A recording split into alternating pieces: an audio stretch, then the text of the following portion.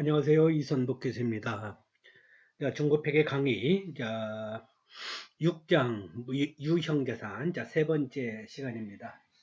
자, 우리가 지난 시간에 유형자산의 취득 시점에 이어서 유형자산의 보유 중에 회계 처리, 그래서 자본적 지출과 수익적 지출 나누는 방법, 그리고 구체적으로 이제 감가상각에 대해서 계산하는 방법 지난 시간에 공부를 했습니다.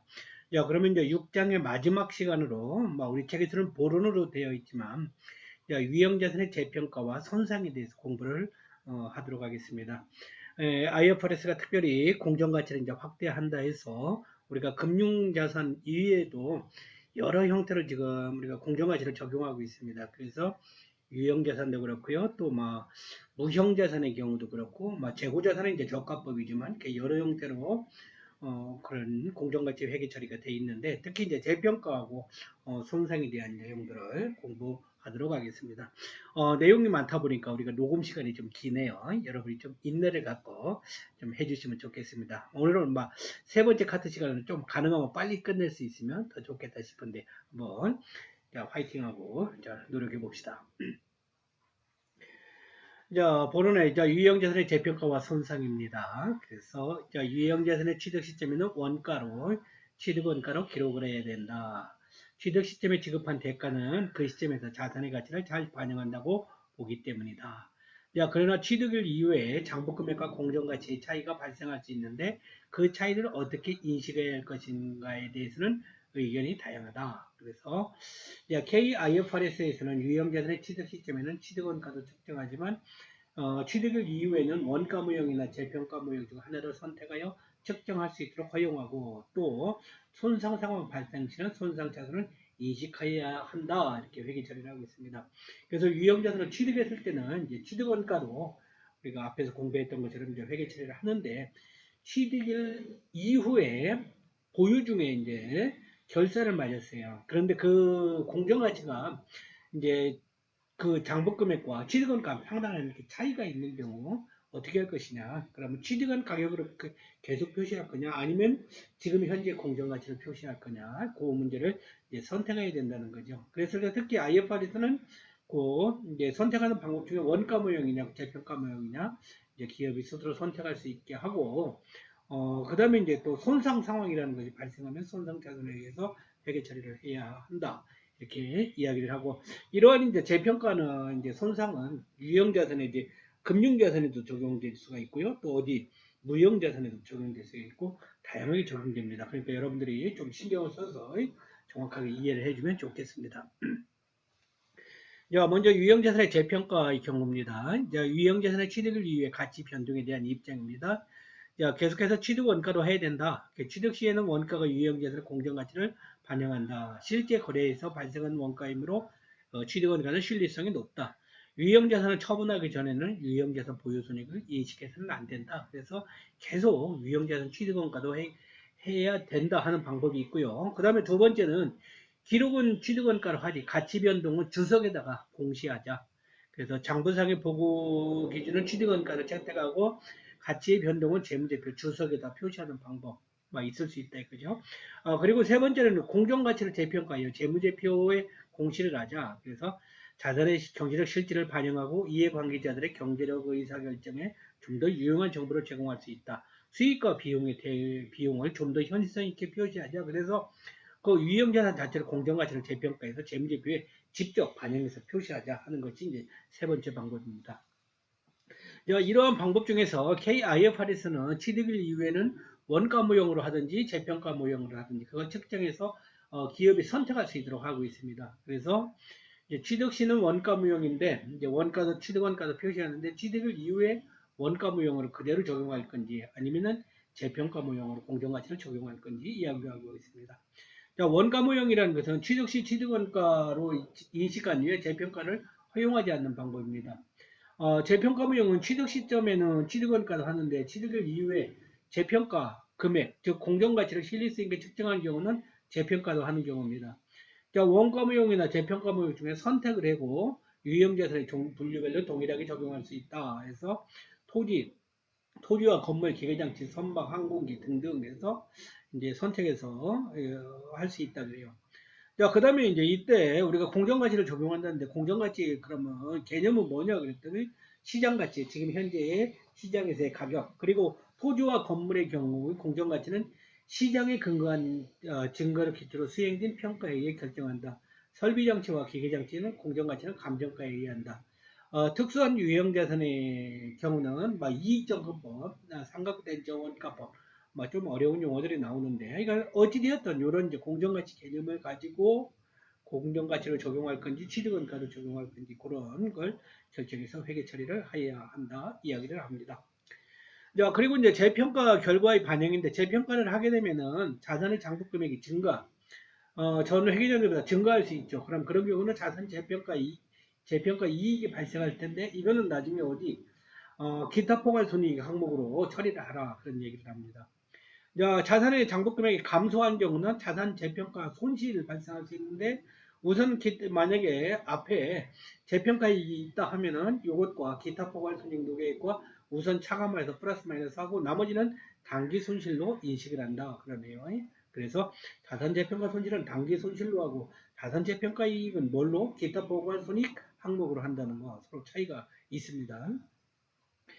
그 다음에 이제 자산을 마지막에 처분하고 폐액이 제거시킬 때는 앞에서 이제 자산 재평가 이익 또는 자산 재평가 잉여금으로 처리할 수 있는데, 이 항목을 어디로? 요걸 나중에 이익여금으로 대체 이제 시켜준다. 그래서 우리가 자본을 공부할 때 재분류가 가능하냐 가능하지 않냐 그런 얘기를 했었잖아요. 근데 얘는 이제 유형자산의 재평가 이 부분은 결국 재평가한 금액이 단기 순이익으로 넘어가지 않고 이익경험으로 간다는 거예요. 바로 이 얘기는 재분류가 불가능하다는 얘기를 뜻하는 것입니다. 자, 예제 문제 풀어봅시다. 자, 삼각형 원가법에 의한 공정가치의 결정. 자, 종로주는 X1년 1월 1일 설비자산을 5만원에 취득하였다. 설비의 내용연수는 5년이고 잔존가치는 없으며 감가상각 방법은 정액법을 채택하고 있다. 종로주는 설비자산을 재평가 모형에 따라서 측정하는데 X2년 12월 3일 현재 현행원가가 8만원이면 알 수 있다. 삼각형 원가법에 의해 X2년 12월 31일의 장부금액은 얼마이냐 이렇게 물어봅니다. 무슨 얘기예요? 이제 설비자산은 5만원에 취득을 했고 상각을 하고 있는데 그 금액 상황 속에서 이게 얼마가 됐다고? 8만원이 됐다. 그런 얘기 안에 현행원가가. 자, 그러면 어떻게 회계 처리해야 될 거냐 물어보는데 이러네. 자, 일단 재평가 전에 장부 금액은 3만원이 된대요. 왜 3만원이야? 취득원가가 5만원에 취득했고 감가상각 누계액이 5만원 곱하기 5분의 2네요. 내용연수가 총 5년이고 2년이 지났어요. 그래서 이제 감가상각 금액이 2년 동안의 감가상각이 2만원이랍니다. 그러면 결국 5만원에서 2만원은 마이너스 시킨 장부금액, 유형자산 장부금액 금액이 얼마야? 3만원이라 이거죠. 3만원. 자, 그런데 이제 삼각형 원가법에 의한 장부금액은 이렇게 48,000원이다 얘기하네. 이건 무슨 말이야? 현행한가 8만원이고, 이제 여기에서 감가상각 누계액을 8만원 곱하기 5분의 2 해서 하면은 이게 감가상각 금액이 32,000원이라네. 누계액이 감가상각 2년 동안이. 그러면 장부금액이 얼마? 48,000원. 이렇게 달라질 수가 있대요. 그래서 그러면 이제 그러니까 취득원가로 했을 때는 이제 취득원가 5만원으로 했을 때는 결국은 감가상각 누계액을 마이너스 시킨 장부금액이 3만원인데 삼각구의 현행 원가법에서 이 원가 자체가 이제 5만원짜리가 8만원으로 올라가다 보니까 그럼 그거를 반영한 경우에서는 어찌 된다? 금액이 48,000원이 될 수 있다 이거죠. 그러면 3만원보다 48,000원은 얼마가 증가했어? 18,000원이 증가했죠. 그럼 그거를 뭐라? 재평가 이익해서 우리가 회계 처리를 할 수 있겠다. 그런 이야기가 되겠습니다. 자, 그 다음에 이제 재평가 회계 처리인데, 구체적으로, 자, 강남주는 X1년, 자, 토지를 100만원에 구입하였다. 이 토지는 X3년에 150만원으로 재평가되었고, X5년에 90만원으로 재평가되었다. 토지는 감가상각 대상 재산이 아니다.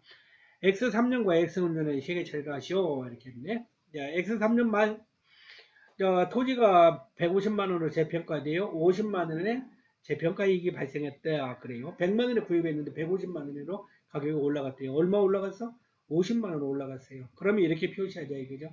차변에는 이제 토지 50만 원, 대변에 자산 재평가익 5만 원, 50만 원. 그래서 여기다 이제 재평가 잉여금 이제 회계 처리를 이제 가격이 올라갔으니까 재평가 이익이고 떨어지면 재평가 손실이 되겠죠.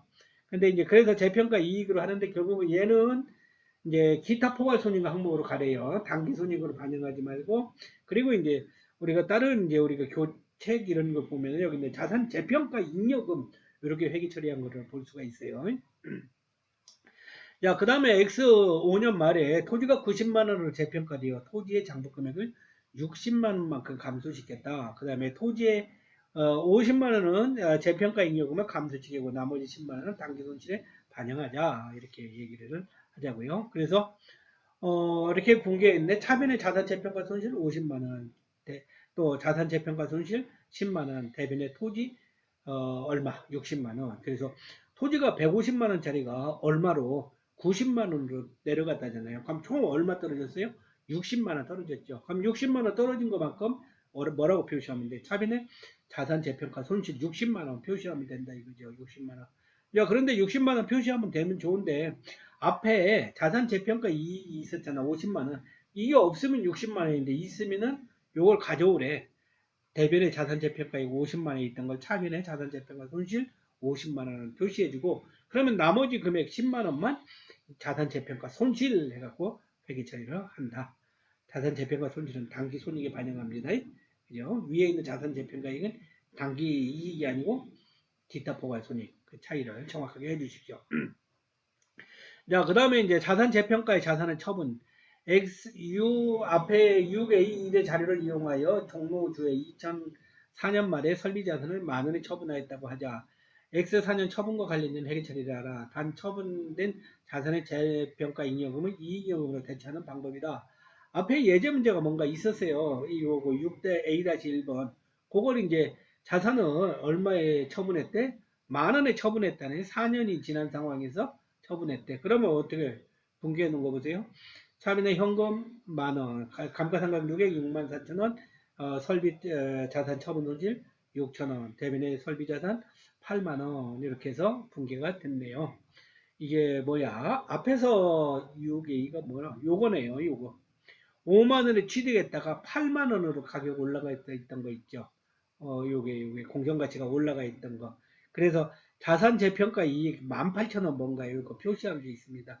요거를 팔았대. 만원에 지금 마지막에 이제 처분을 했다잖아. 그러면은 이렇게 회계 처리하면 자, 처분해서 얼마에 처분했어? 만원 받았대. 만원. 설비자산 만원. 그럼 차변에 현금 만원 받았고요. 그 다음에 이제 설비자산을 취득해서 처분했으니까 없어지니까 대변으로 가야지. 그래서 차변에 8만 원이 있던 거, 원래 5만 원인데 8만 원으로 올라갔죠. 그래서 그거 8만 원 없어진 거 이제 대변에 표시해주고, 그 다음에 그와 관련해서 감가상각 누계액이 총 6만 4천 원이네. 6만 4천 원. 8만 원짜리인데 4년 지났어. 5년 중에. 그럼 5분의 4 하니까 6만 4천 원. 감가상각 누계. 그 다음에 이제 그러면 차변은 요 차익을 뭐라고 하자? 설비자산 처분손실 또는 유형자산 처분손실 6천 원 이렇게 표시해주고, 그 다음에 뭐 자산 재평가 잉여금 아까 그 기타 포괄 손익 항목으로 재평가 이익이 있던 거를 요렇게 차변으로 가져오래요. 재평가 잉여금 해서 없애주고 이거를 뭘로 바꿔준다? 이익잉여금으로 바꿔준다. 18,000원 이익잉여금으로. 그래서 여기에 어떤 뭐 무슨 유형자산 처분 이익 이런 거 나오는 게 아니고 이익잉여금을 이렇게 바꿔준다. 그래서 재분리 불가능 항목이다. 이렇게 얘기한다는 거 이해를 해 주십시오. 유형자산의 손상입니다. 손상. KIFRS는 1036은 자산 손상에서 자산의 사용 및 처분으로 기재되는 회수 가능액이 장부 금액이 미달하는 경우는 회수 가능액을 장부 금액으로 하고 그 차익을 뭐라고 하자? 손상차손이라 하자. 손상차손. 자, 손상 처리한 자산의 회수 가능액이 차기 이후에 장부 금액을 초과하는 경우에는 당해 자산이 손상 전 감가상각 후 장부 금액의 한도로 손상차손 환입을 과목으로 하여 단기 이익으로 처리하자. 뭐 이렇게 얘기하네요. 자, 무슨 말? 자, 손상입니다. 그래서 손상은 이제 개념이 만약에 장부금액과 이제 유형자산의 장부금액 결국 취득원가에서 막 장부금액 감가상각 두개 마이너스 시킨 금액이 되겠죠. 근데 그 장부금액보다도 그 유형자산 자체의 회수 가능액 만약에 이걸 처분했을 때 받을 수 있는 어떤 회수 가능액이 더 현저하게 떨어진 경우는 그거를 낮은 금액 회수 가능액으로 장부 금액을 표시해 주래요. 그리고 만약에 그 차이가 발생하면은 우리가 손상차손이라 하는데 회계 처리 절차 봅시다. 매 재무 상태 일에 유형자산의 자산 손상에 시사하는 징후가 있는지를 검토하자. 그래서 손상 상황들이 있는지 없는지 꼭 하래요. 그리고 손상의 징후가 있는 경우에서는 회수 가능액도 추정하고 장부 금액과 비교하고 회수 가능액이 장부 금액보다 작은 경우에는 회수 가능액으로 장부 금액을 감소하고 그 차익을 뭐라고 하자? 손상차손이라고 하자. 손상차손, 단기 손실, 결국 비용으로 처리하자. 이런 이야기를 해. 그 다음에 이제 대변에는 차변에 손상차손 했으면 대변에는 뭐라고? 손상차손 누계 이런 개정 과목을 쓰자. 그 다음에 이제 가격 떨어졌던 것이 나중에 회복됐어. 그러면 그때는 손상차손 환입 이렇게 하는데 그 다 무조건 환입되는 건 아니고 금액이 아까 뭐라 했더라? 손상 전 감가상각을 하기 전에 그 장부 금액이 얼마냐? 그걸 한도로 해서 회계 처리를 하래요. 자, 예제 문제 봐봅시다. 자, 병호주는 X 1년 1월 1일에 원가 만원, 추정 내용료 10년, 추정 잔존가치 영원인 기계를 취득하였으며 감가상각은 정액법으로 사용한다. 동유형자산을 회수 가능 가치가 X 2년 12월 30일 6,400원으로 추정되었으며 X 4년 12월 30일에 7,000원으로 회복되었다. 유형자산의 손상과 관련하여 X 2년 12월 30일, X 3년 12월 30일, X 4년 12월 30일에 필요한 분계를 하시오. 이렇게 얘기했네요. 얼마였다고? 취득원가가 만원이었다고. 취득원가가 만원. 그 다음에 내용연수는 10년이고 잔존가치는 빵원. 정액법 상가간데요. 다시 한번. 그런데 어떡하라고? X 2년 지나서 2년 지났는데 회수 가능액이 얼마? 6,400원. 뭔가 금액이 떨어졌네. 떨어졌다가 이것이 또 얼마?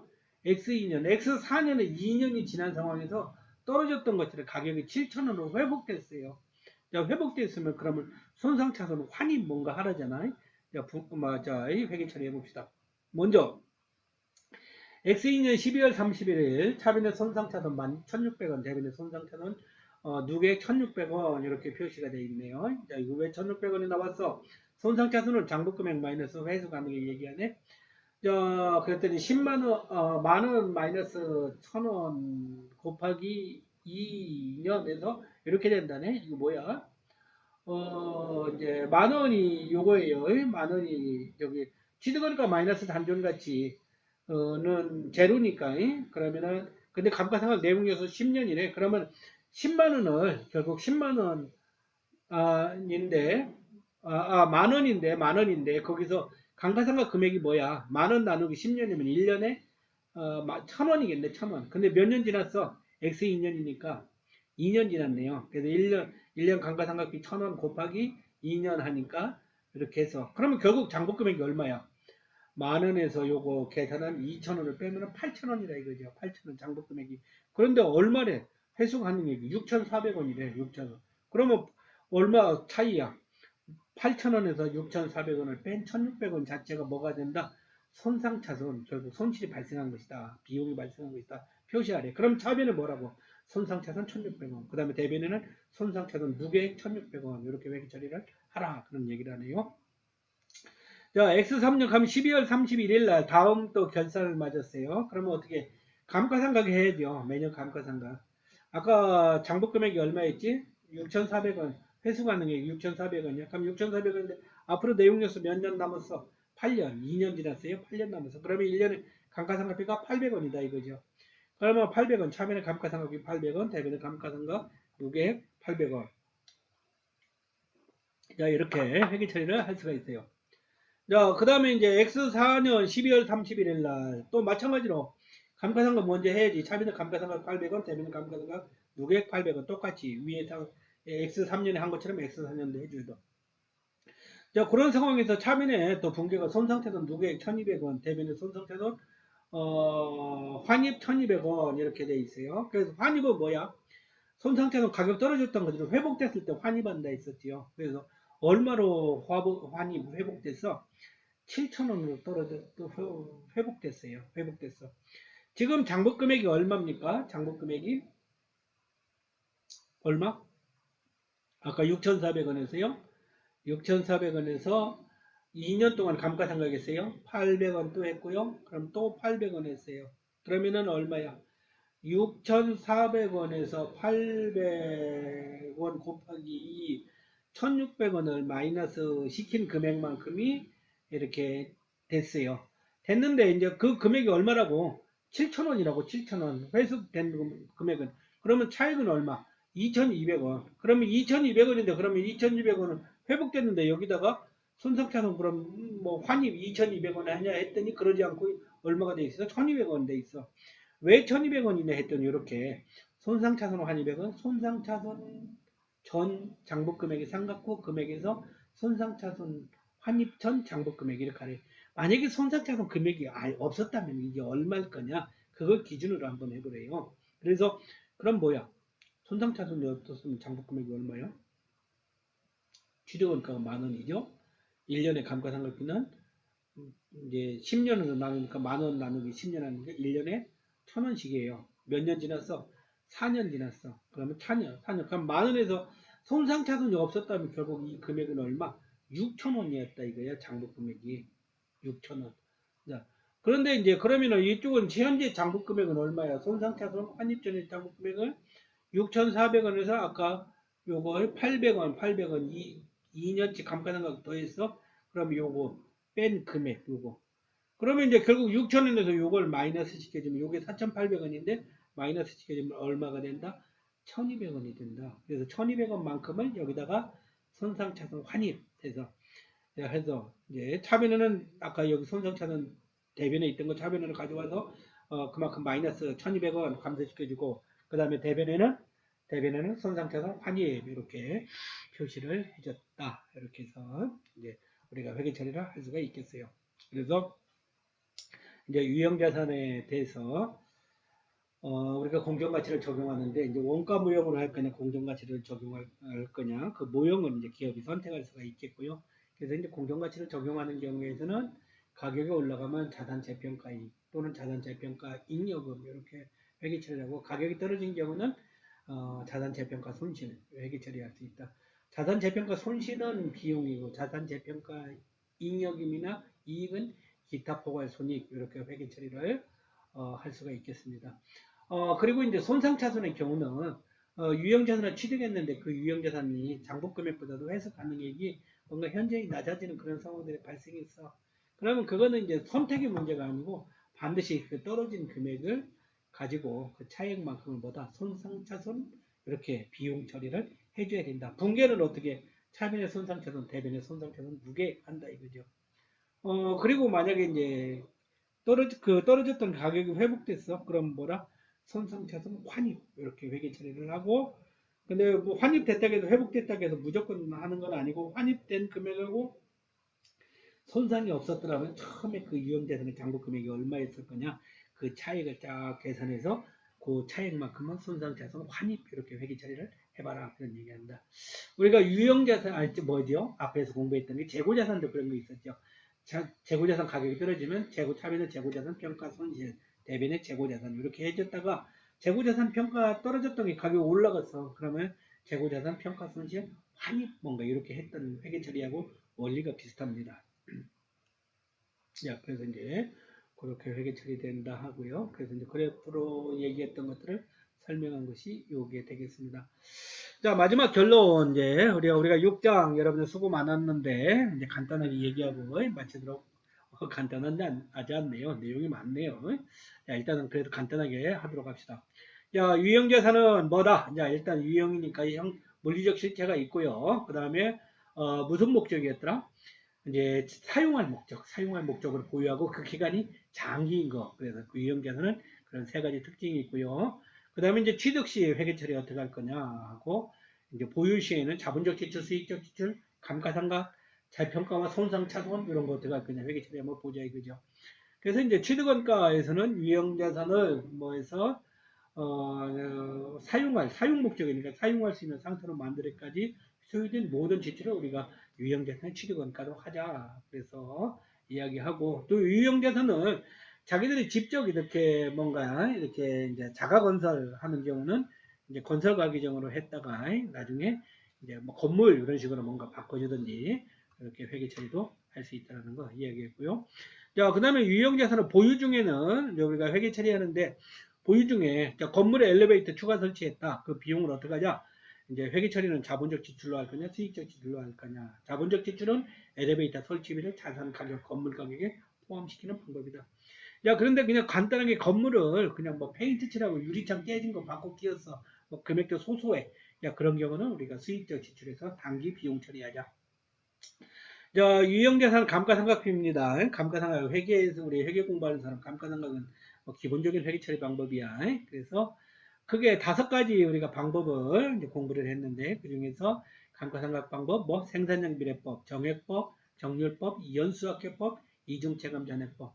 자, 여기 식이 있는데 여러분 식을 꼭 기억을 해줘야 됩니다. 한번 다시 한번 공부해 볼까요? 자, 생산량비례법, 자, 감가상각 식입니다. 취득원가 마이너스 잔존가치 나누기 총 생산량. 그럼 그게 단위당 감가상각비가 나옵니다. 그럼 단위당 감가상각비 곱하기 당일연도 실제 생산량. 이렇게 계산해 주면 돼. 자, 정액법 감가상각비, 감가상각식 취득원가 마이너스 잔존가치 나누기 내용연수. 정률법. 정률법은 뭐에서? 기초장부금액 곱하기 상각률이었지. 근데 기초장부금액은 뭐라고? 결국 취득원가 마이너스 감가상각 누계 곱하기 상각률. 자, 상각률은 이렇게 수학적으로 할 수 있다 하지만 우리가 자료에서 주어주겠습니다. 연수학계법은 취득원가 마이너스 잔존가치 나누기 뭐 내용연수 자녀 내용연수 나누기 내용연수 합계 이렇게 해서 할 수가 있겠고 이중체감 잔액법은 취득원가 마이너스 상각누계 결국 기초장부 금액이네 그거 곱하기 정액법 상각률의 2배 이렇게 계산한다고요. 그렇게 하고 우리가 분개할 때는 어떻게 차변의 감가상각비 대변의 감가상각누계 오타가 있네. 미안합니다. 차변의 감가상각비 대변의 감가상각누계 그 다음에 이제, 그렇게 해서 이제 그렇게 감가상각 회계 처리할 수 있고요. 그 다음에 이제 유형자산의 경우도 우리가 공정가치 적용할 때 조금 전에 했던 거, 이제 재평가 모형으로 할 거냐, 원가 모형으로 할 거냐, 기업이 선택할 수가 있다고. 그랬을 때 만약에 이제 재평가 모형으로 하는 경우는 가격이 올라갔다. 그러면 이렇게 차변의 토지, 대변의 자산 재평가이익 또는 자산 재평가 잉여금하고 요거는 기타 포괄 손해 항목으로 처리한다. 그 다음에 나중에 이제 유형 자산을 처분했어. 처분하면은 꼭 대변에 있던 요거 자산 재평가 이익을 차변으로 가져서 표시해주고, 이거는 뭘로 바꿔준다? 이익이익금 자본 항목 중에서 이익이익금을 대체시켜준다. 야, 그 다음에 이거 손상은 이제 장부 금액보다 회수 가능액이 이제 더 줄어든 경우, 그 차액을 우리가 손상차손 비용으로 처리하자. 분개하면 어떻게 한다? 차변의 손상차손 비용이고, 대변의 손상차손 누계 자산의 차감 항목 손상차손 누계액으로 처리하고, 회복 시는 뭐 차변의 그럼 손상차손 누계액 대변의 손상차손 환입 이렇게 회계 처리를 한다 하는 거 기억을 해주십시오. 마지막 제거 그 다음에 얘는 이제 감가상각 누계액을 꼭 그때 이제 유형자산을 처분했어요. 그럼 처분한 상황에서 당연히 뭐부터 해줘? 감가상각 그동안 누계했던 거 대변에 표시했던 거 차변으로 가져와서 없애주고 또 그다음 뭐 이제 유형자산 대변에 표시하고 뭔가 플러스 마이너스 대변이 많게 되면 이제 재정가액이 대변이 오게 되면 이제 유형자산 처분 이익 차변이 만약에 가격이 오게 되는 경우는 유형자산 처분 손실 이렇게 해서 회계 처리를 해야 하겠습니다.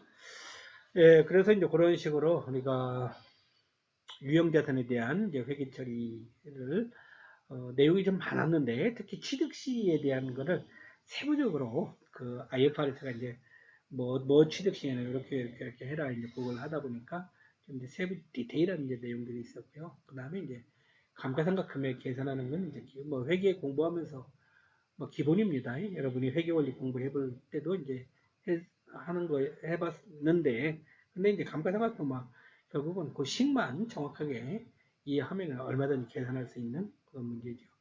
그리고 이제 지금 워낙 IFRS가 공정가치 많이 적용을 하는데 여기서 적용했던 재평가 문제 그리고 손상 차손 회계처리 문제 조금 복잡한 것 같지만 여러분이 정확하게 이해를 해 주십시오. 요게 이제 금융자산에 가서도 하고 또 뭐 무형자산에서도 적용되고 그래서 한번 여러분이 기준점을 딱 잡아갖고 이렇게 자신감 있게 나가면은 또 뒤에 문제도 술술술술 잘 풀릴 수가 있습니다. 고생했습니다.